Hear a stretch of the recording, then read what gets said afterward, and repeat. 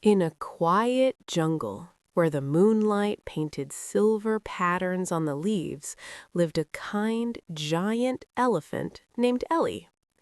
Ellie was big and strong, with soft gray skin and eyes as gentle as the evening breeze. Not far from Ellie's favorite watering pond lived a tiny ant named Anu.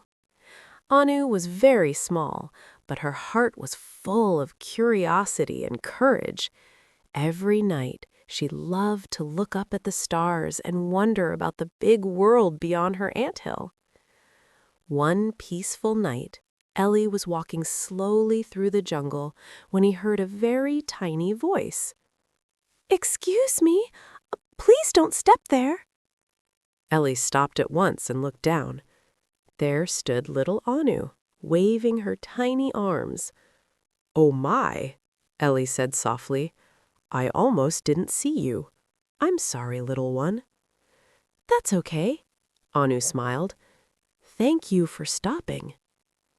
From that night on, Ellie always watched his steps carefully. Soon, he and Anu became friends. Every evening, Ellie would sit by the pond and Anu would climb onto a smooth stone nearby. Ellie told stories about the jungle and Anu shared tales of life inside the anthill. One night, a strong wind began to blow.